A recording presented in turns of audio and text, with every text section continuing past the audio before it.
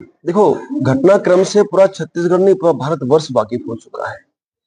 और यदि नारी अस्मिता पर अश्लीलता होती है एक पुलिस अधिकारी के द्वारा, हमारी घर की बहन बेटी बहू है, और उसके बाद एक सामाजिक हमारा आगेवान है साहब, उसकी भी गरिमा है।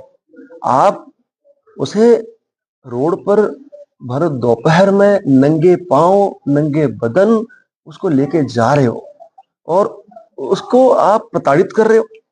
और तो और आप देखिए, वो पानी मांग रहा है, उसे पानी नहीं दिया जा रहा है, वो बेहोश हो रहा है, तो पुलिसकर्मी उसके पैर पे पैर रख के उसे उठा रहे हैं। तो ये निर्दयता तो हुक्म बर्दाश्त होने लायक नहीं है। बाकी साहब, न्यायपालिका बनी है इस देश में, उसका काम है, यदि कोई फरियाद हुई है तो उस पर वो निर्णय लेगी। अभी आपने देखा कि जो आपके गृह मंत्री महोदय हैं, उन्होंने ये स्टेटमेंट दे दिया कि अपराधी जो है उसका साथ देने वाला जो भी संगठन है वो गिरोह की संज्ञान में आता है। साहब, मां करनी क्या ये पवित्र संगठन है साहब, वो कैसे गिरोह बन सकता है? हम तो सनातन धर्म के रक्षक है, हमारे पूर्वजों ने तो बलिदान दिए साहब इस सनातन धर्म की रक्षा के लिए। तो हम कैसे बर्दाश्त करेंगे? कई सारे विषय ऐसे इकट्ठे हो गए, तो हम लोगों ने ये सुनिश्चित किया। और ये जो 7 तारीख को जो आयोजन होने जा रहा है, वो आयोजन जो पीड़ित परिवार है उसकी अध्यक्षता में होने जा रहा है और समस्त क्षत्रियों द्वारा आयोजित है साहब, कोई संगठन का बैनर नहीं है।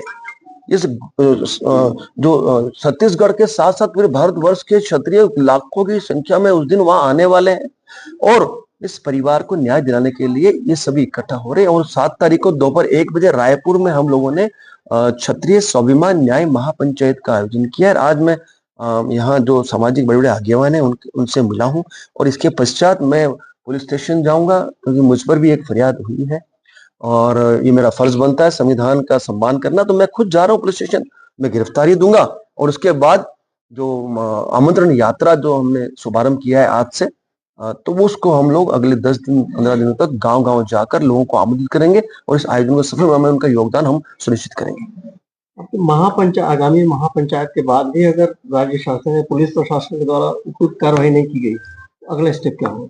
सब अगले स्टेप की आवश्यकता ही नहीं पड़ेगी, मैं आपको बताता हूँ, क्योंकि पूरे भारत के क्षत्रियों में आक्रोश है, भयंकर आक्रोश है, आप समझ नहीं पा रहे हो। और उस दिन यह सैलाब आने वाला है, ये सच्चाई बता रहा हूं मैं आपको। और साहब देखो, ये करनी सेना मां करने की सेना, मैंने क्या कहा, इसके भक्त को यदि किसने परेशान किया तो वो मां ने नहीं बख्शा है। साहब, गुजरात की घटना है, वहां मुझे भी परेशान किया था वहां की भाजपा सरकार के कुछ सत्ताधीशों ने। आज उनका कहीं नामो निशान नहीं है साहब। ये मां साक्षात हमें आशीर्वाद प्रदान कर दिया। तो मैं तो कहता हूं कि जो भी अन्याय हो रहा है उसे रोक लो अभी भी समय। जैसे गृह मंत्री जी ने खंडन किया अपने उस स्टेटमेंट का, हमें अच्छा लगा। तो सेम हम गृह मंत्री जी से आग्रह कर रहे हैं कि भाई आप जननायक हो और हम आपकी जनता हैं, इस लोकतंत्र के आप राजा हो, हमारी कौन सुनेगा? तो हम आपके पास आए हैं, हमारी जो टीम है, समस्त क्षत्रिय संगठन है, वो जिले स्तर पे आवेदन भी दे रही है। हमारी मांगे हैं, उन मांगों पे आप चर्चा करें, हमें न्याय दें।